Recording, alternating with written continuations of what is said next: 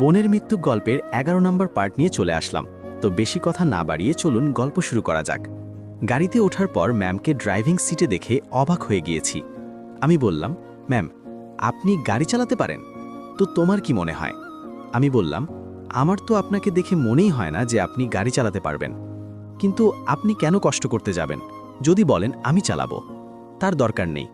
তাসলিমা বলল, আমরা যাব কোথায় ম্যাম? এই তো আজকে একটু ঘুরতে যাব। আপনি একজন স্বরাষ্ট্রমন্ত্রী হয়ে এভাবে সাধারণভাবে ঘুরবেন? আমি বললাম, ঠিকই তো বলেছে ম্যাম। ম্যাম, আপনি একটা চিন্তা করে দেখুন, যদি... আরে তোমরা চিন্তা করো না, আমি মুখে মাস্ক লাগিয়ে রাখব, কেউ দেখেও আমাকে চিনতে পারবে না। আমি বললাম, আপনি তো আপনার কথা বললেন, কিন্তু স্যার তো আমাকে ছাড়বে না। আরে বাবার কাছ থেকে অনুমতি নিয়েই তো বের হয়েছি। আমার তো মনে হয় না ম্যাম। আমি বললাম, ঠিক তো বলেছেন তাসলিমা, আমারও তো তাই মনে হয়। আপনি মিথ্যা বলছেন। প্লিজ ম্যাম, চলুন, পরে না হয় জানি কোনো ঝামেলায় পড়ে যায়। এই চুপ কর তোরা, তোমরা এত কথা বলো কেন? আর আমার বাবা বলেছে যেখানে রেদোয়ান আছে, একজন বডিগার্ড আছে, সেখানে তোর কোনো ভয় নেই। আমি বললাম, বুঝে গিয়েছি, আর পাম দিতে হবে না, চলুন। ম্যাম একটা পার্কের সামনে গাড়ি থামিয়ে বলল, নেমে পড়ো। আমি গাড়ি থেকে নেমে ম্যামকে বললাম, ভালো করে নিজের খেয়াল রাখেন, যাতে কেউ দেখে চিনতে না পারে। ম্যাম বলল, ওই দিকে চলো। পার্কের ভেতরে যাবেন না ম্যাম? না, ফুচকা খেতে যাব। আমি বললাম, কিন্তু আপনার তো এসব খায় না। তাসলিমা বলল, তুই না খাইলে কি স্যার? আমি... ম্যামের কথা শুনে তো জিভে জল চলে এলো। তাড়াতাড়ি চলুন ম্যাম, আমি দেখছি একদিন এই ফুচকাওয়ালা আমি আগুন লাগিয়ে দেব। বুঝি না এইটার মাঝে কি এমন যে পেলি, রেদওয়ানের বেশি কথা। চল। আমি বললাম, ম্যাম, একটা বিষয় চিন্তা করে দেখছেন? কি? আমি বললাম, আজকে আপনার চেহারা যদি মানুষ দেখতে পায়, আমার তো মনে হয় আপনি এখান থেকে যেতে পারবেন না। মানুষের অনেক ভিড় লেগে যেত। ওরা দুজন গিয়ে ফুচকা খেতে লাগলো। আমি এক সাইডে দাঁড়িয়ে আছি। তাসলিমা আমাকে ডাক দিয়ে বলল, খাবি? আমি বললাম, খাওয়ার দরকার নেই, ম্যামকে যেন কেউ না দেখতে পারে সেই দিকে খেয়াল রাখ। একটু পর একটা মেয়ে আমার সাইডে এসে দাঁড়ালো। বুঝলাম না, এত জায়গা থাকতে আমার পাশেই কেন দাঁড়ালো। একটু বিরক্ত হয়ে বললাম, এই যে ম্যাডাম, এদিকে তো কত জায়গা আছে, আমার পাশে কেন দাঁড়ালেন? মেয়েটা চশমা ঠিক করতে করতে বলল, কেন, জায়গাটা কি তোমার কিনা যে এখানে দাঁড়াতে গেলে তোমার অনুমতি নেওয়া লাগবে? কোথা থেকে কেন এসব মেয়ে আসে বুঝি না। ফুচকা খাওয়ার সময়ও নাকি চশমা লাগিয়ে রাখে। এগুলো তো দেখছি জান কানা। আমি একটু দূরে গিয়ে দাঁড়ালাম। আমি দূর থেকে ম্যাম আর তাসলিমার কাহিনী দেখছি। মেয়েটা আবার আমার কাছে এসে দাঁড়ালো। এখন বললে মেজাজ ঠিক হয়ে থাকে?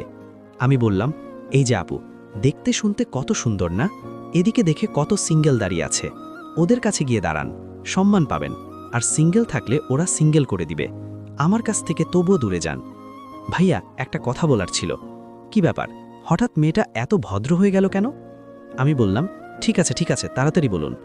ভাইয়া, আমার না খুব শখ আসল পিস্তল ধারার। একদিন একটু একটু ধরতে দিবেন? একটা পিক তুলব শুধু। আমি বললাম, দেখেন আপু, আমি এখন ডিউটিতে আছি, দয়া করে আমাকে ডিস্টার্ব করবেন না। আপনি কি সরাসরি সরকারি চাকরি করেন? এই তো দেখছি আমার মাথা খারাপ করে দিবে। আমি বললাম, আপু, এদিকে একটা সেনাবাহিনীর ক্যাম্প আছে, ওইখানে যান, ওরা সরকারি চাকরি করে, যা আবদার করবেন পূরণ করে দিবে সব। না, আমি ওইখানে গিয়ে কি করব? আমি তো আপনার কাছে আসছি। আমি ম্যামকে ইশারায় এখানে আসতে বললাম। উনি একটা হাসি দিয়ে আমার দিকে এগিয়ে আসলেন। এই মেয়ে এখানে কি চায়? তা আপনাকে কি বলবো? কেন বলবো আমি? আমি বললাম, তোর সাহস তো কম না, ম্যামের সামনে বলিস, তা আপনাকে কি বলবো? ম্যাম বলল, আরে আরে রেদওয়ান, চুপ কর। এই মেয়ে, তুই কি জানিস ওর দুটা বউ আছে?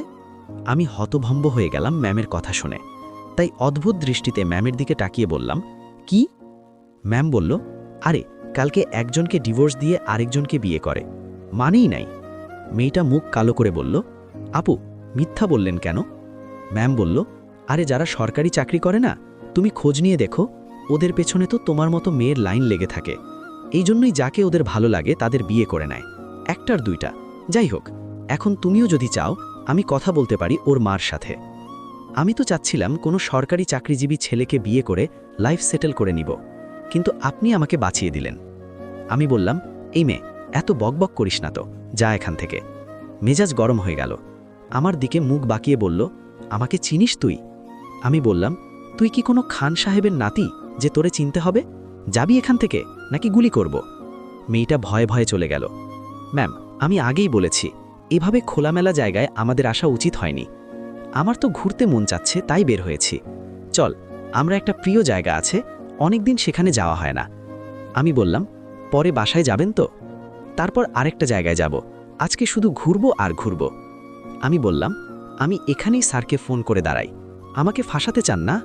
আর কি বাবাকে কল করতে হবে না, এটাই শেষ, পরে বাসায় চলে যাব। আমি বললাম, সত্যি তো? আচ্ছা তাসলিমা, তোমার আমার সাথে ঘুরতে ভালো লাগছে না? অবশ্যই ম্যাম, ভালো লাগছে না কেন? আপনার সাথে ঘুরতে গেলে তো ভাগ্য লাগে। তো তোমার ভালো লাগছে না কেন রেদওয়ান? আমি বললাম, ম্যাম, আপনি বর্তমানে দেশের একজন স্বরাষ্ট্রমন্ত্রী। আপনার যদি কিছু হয়ে যায়, আপনার বাবা আমাকে ছাড়বে না, আর আমি চাই না আপনার কোনো ক্ষতি হয়ে যাক। রিয়া ম্যাম আমার দিকে তাকিয়ে একটা হাসি দিয়ে বললেন, আমি একটা চিন্তা করে এসেছি, সেখানে বাবা কাউকে বিশ্বাস করে না, যেখানে তোমাকেই কেন এত সহজে বিশ্বাস করে নিলাম। এখন বুঝতে পারছো? চলো, আর কোনো কথা নয়, এমনিতেই দেরি হয়ে যাচ্ছে। ম্যাম আমাদের নিয়ে গেল একটা নদীর সামনে। আমরা ম্যামের সাথে গিয়ে নদীর সামনে বসলাম। সত্যি ম্যাম, জায়গাটা অনেক সুন্দর। আপনার পছন্দের জায়গা বুঝি? আগে যখন আমার মন খারাপ হয়ে যেত তখন এখানে আসতাম, কিন্তু আমি যখন এই পদে আসি বাবা আমাকে আর একা একা বের হতে দেয়নি, তাই আজকে তোমাদের সাথেই আসলাম। আমি বসে বসে ওদের কথা শুনছি।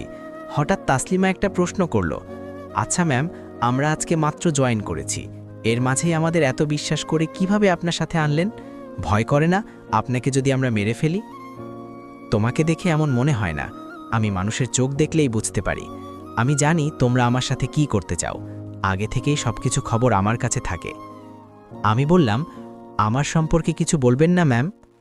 তোমার সম্পর্কে কিছু বলবো না, শুধু এটাই জানি যার মা এত ভালো তার সন্তান তো কোনো কথাই নেই। আমি বললাম, অনেক অনেক ধন্যবাদ ম্যাম। রিয়া ম্যাম হঠাৎ উদাস হয়ে আকাশের দিকে তাকিয়ে আছে। তাসলিমা বলল, বিকালের আকাশটা খুব সুন্দর না ম্যাম? সূর্যটা কি একা একা লাগছে না? যদি ওর পাশে কিছু হতো তাহলে আরও সুন্দর লাগতো। আমি বললাম, ঠিক বলছেন ম্যাম, বাস্তবে কেউ একা একা থাকতে পারে না, সেটা মানুষ হোক বা অন্য কিছু হোক। তাসলিমা বলল, তবে মাঝে মাঝে সূর্যের মতোই হয়, ওপর থেকে প্রিয়জনকে দেখার মজাই আলাদা। আমি বললাম, হঠাৎ কবি হয়ে গেছেন কেন? সূর্যটা কি সুন্দর না ম্যাম?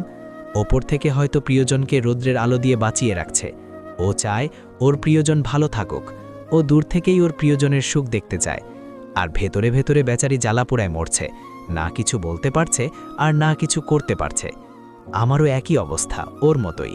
আমি শুধু প্রিয়জনকে দূর থেকে দেখেই যাচ্ছি, না কিছু বলতে পারছি না ওর কাছে যেতে পারছি। শুধু সূর্যমামার মতো আমিও ওকে আলো দেই, কিন্তু এটা যে সূর্যমামার আলো ও বোঝে না ম্যাম। এটা বলতেই দেখি তাসলিমার চোখ থেকে পানি পড়বে পড়বে অবস্থা। ম্যাম আমার এটা দেখে অবাক হয়ে তাসলিমার দিকে তাকিয়ে আছে। তাসলিমা, আমি কি কোনো ভুল করেছি তোমার সাথে? সেই দিন বলেছিলে যারা আমার সাথে কাজ করে তারা কখনোই বিয়ে করতে পারবে না। দেখো, এটা আমি এমনিই মজা করে বলেছি, কিছু মনে করো না। যেখানে প্রিয়জন আমাকে বুঝতে পারে না সেখানে কাকে কি বলবো ম্যাম? ম্যাম বলল, কাউকে যদি ভালোবেসে থাকো তাহলে সরাসরি বলে দাও। ওই বলছে না। ম্যাম, আমি ওকে সারা জীবন সূর্যমামার মতোই আলো দিয়ে যাব, এভাবে একা একা থাকা যায় না। বাস্তবে কেউ কি একা থাকতে পারে? তাসলিমা বলল, আপনি তাহলে কিভাবে থাকবেন? আমি অবশ্যই পারব। আমি বললাম, সত্যি ম্যাম, আপনি যদি বিয়ে না করেন আমরাও সারা জীবন সিঙ্গেল থাকব। একটু ডায়লগ মারলাম আর কি। ম্যাম আবার আকাশের দিকে তাকিয়ে আছে, তবে এবার একটু আলাদাভাবে ম্যাম তাকিয়ে আছে। ওনার চোখ থেকে জল গড়িয়ে পড়ছে। আমাদের তো বলার মতো কোনো ভাষাই নেই। মামা, ম্যাম আজকে কান্না করছে। আমি বললাম, কি হয়েছে ম্যাম, আপনি এভাবে কান্না করছেন কেন? কিছু কিছু দুঃখ শুধু এভাবেই পানির সাথে উড়িয়ে দিতে হয়, হয়তো এগুলা কাউকে বলা যায় না, এগুলো শুধু সারা জীবন বুকের মাঝে আগলে নিয়ে বাঁচতে হয়। এটা বলেই ম্যাম চোখের পানি মুছে নিলেন। তাসলিমা বলল, ম্যাম, কেউ কি আপনাকে কিছু বলেছে? যদি বলে থাকে আমাদের বলেন, ওর কেল্লা কেটে আমরা হাতে ধরিয়ে দিব। আমাকে একটা প্রমিস করো, তোমরা দুজন আমাকে কখনোই ধোকা দিবে না। আমি বললাম, ধোকা তো না ম্যাম, যতদিন আপনার পাশে আমরা আছি কিছুই হতে দিব না আপনার। তাসলিমা বলল, আমাদের বিশ্বাস করতে পারবেন। আজকে আমি খুব খুশি, অনেকদিন পর বন্দি জীবন থেকে একটু হলেও মুক্তি পেলাম মনে হচ্ছে। হঠাৎ পিছন থেকে কে জানি বলল, এই ছেলেমেয়েরা তোমরা এখানে কি করো? পিছনে তাকিয়ে দেখি, আরে এটা আমার আম্মু। আমার আম্মু আমাকে দেখে দৌড়ে এসে জড়িয়ে ধরল। সবাই এটা দেখে হয়তো অবাক হয়েছে, তবে রিয়া ম্যামের মুখে কোনো রিয়াকশন নেই, কারণ ম্যাম সব জানে, ওসি আমার আম্মু হয়। আমি বললাম, আম্মু ছাড়ো, কি করছো? আশেপাশে সবাই কেমনভাবে তাকিয়ে দেখছে। আমার আম্মি আমার ছেলেকে জড়িয়ে ধরেছি, তবে কার কি? আমি আম্মুকে ছাড়িয়ে বললাম, কি হয়েছে বলো তো, হঠাৎ এই দরদ কেন? আম্মু বলল, তোর কিছুই হয় নাই তো বাবার? আমি বললাম, আরে আমার আবার কি হবে? এখন বলো তুমি এখানে কেন? তোরে সেই সকাল থেকে খুঁজতে খুঁজতে এখানে। আমি বললাম, কেন? আমাকে ফোন দিতে তাহলেই তো হতো। তোর ফোন বন্ধ বলছে। পকেট থেকে ফোনটা নিয়ে দেখি সত্যিই বন্ধ, মনে হয় চার্জ নেই। আমি বললাম, আচ্ছা এখন বলো কেন তুমি আমাকে খুঁজছো? আম্মু বলল, থাক, তোর এসব শোনা লাগবে না, বাদ দে। না, বলো কি হয়েছে? আম্মু আমার কানের কাছে এসে বলল, ফাহিমের বাবা ফোন করে বলেছে ছেলেকে খুঁজে পেয়েছেন তো, নাকি একটু পর লাশ নিতে আমার বাড়িতে আসবেন। এখনও সময় আছে, ছেলেকে খুঁজে বের করুন। না, আমার সাহায্য লাগবে, লাগলে বলবেন। আমি বললাম, আম্মু তুমিও না, কে কি বলেছে তাই বলে তুমিও তাও শুনবে? আরে ওদের কাজ তো মানুষের পিছনে পড়ে থাকা, সবাই তো বুঝলাম, কিন্তু তুই এখানে কেন? আর এই মেয়েরা কারা? আমি বললাম, আম্মু আমি এখন ডিউটিতে আছি, বিরক্ত করো না তো, যাও। এটা ডিউটি? ম্যাম বলল, ভালো আছেন ম্যাডাম? আম্মু বলল, তুমি কে, আর আমার ছেলের সাথে কি করো? তোমাকে তো চিনলাম না। আমি আম্মুর কানের কাছে গিয়ে বললাম, কাকি কি বলছো জানো তুমি? উনি আমাদের রিয়া ম্যাম, মানে স্বরাষ্ট্রমন্ত্রী। কি? আমি বললাম, হুম। আম্মু বিশ্বাসই করছে না। আমি বললাম, আর এই মেয়েটাও আমার সাথে ডিউটিতে আছে, এখন বুঝলেন? আম্মু বলল, ভালো আছেন ম্যাম? আরে আরে কি বললেন, আমাকে ম্যাম বলবেন না। আম্মু বলল, আপনি একজন স্বরাষ্ট্রমন্ত্রী, আপনাকে ম্যাম না বললে আপনার সম্মান থাকবে না।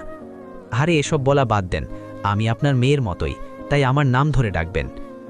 আম্মু একটা হাসি দিয়ে বলল, সে না হয় ডাকব, কিন্তু হঠাৎই সাধারণ পরিবেশ, মানুষের ভিড়ে থাকতে থাকতে আর ভালো লাগে না, তাই ভাবলাম একটু একা বের হই। আম্মু বলল, এত বেশি এখানে থাকবেন না, চলে যান, আপনিও দেখি আপনার ছেলের মতোই কথা বলেন। আম্মু বলল, আমার ছেলের পর্বে তো আপনাকেও রক্ষা করতে হবে, কারণ এর আগেও কারো বডিগার্ড হয়নি, আরও কারো হুকুম মেনে কাজ করতে চায়নি, এই একটাই সমস্যা। আমি বললাম, আম্মু তুমি কি যাবে? যাও তো থানায়, কাজ নাই তোমার? সরকারি কি ঘুরে ফিরে করতে টাকা দেয় তোমাকে? আম্মু বলল, বাড়িতে আয়, পিঠের চামড়া তুলে নেব। ম্যাম একটা হাসি দিয়ে বলল, মা ছেলের মাঝে তো খুব ভালো মিল। আম্মু বলল, আমার একটাই ছেলে, খুব আদরের, খুব ভালোবাসি ওকে। আমি বললাম, আম্মু? আম্মু বলল, আরে যাব যাব, তোর ম্যাডামকে তো আর খেয়ে ফেলেছি না। রেদওয়ান, তুমি একটু চুপ থাকতে পারো না? তো আপনি একদিন আমাদের বাসায় আসবেন। আম্মু বলল, তেমন সময় নাই, তুমি একদিন সময় করে আমাদের বাসায় যাবে, ঘরটা আলোকিত হয়ে যাবে। এভাবে এত সম্মান দিয়ে বলবেন না। আমি বললাম, হ্যাঁ যান যান, শুধু একবার যান, আম্মু আপনাকে আর আসতে দিবে না, আমাদের বাসায় ধরে রেখে দিবে, আমার বউ করে। লাস্ট লাইনটা একটু আসতে বললাম, শুনলে আমার অবস্থা শেষ। আম্মু বলল, দিমু এক চর, শুধু উল্টাপাল্টা কথা। আমি বললাম, আমি বললেই উল্টাপাল্টা না? তাসলিমা বলল, রেদওয়ান এটা কি তোর মা? আমি বললাম, হুম। ভালো আছেন আন্টি? এই তো আলহামদুলিল্লাহ। আচ্ছা তোরা থাক, আমি এখন যাই, এমনি অনেক দেরি হয়ে গিয়েছে আমার। ম্যাম বলল, আপনার সাথে কথা বলে খুব ভালো লাগলো, আমিও ভাবতে পারিনি আপনার সাথে এভাবে আমার দেখা হবে, ভালো থাকবেন।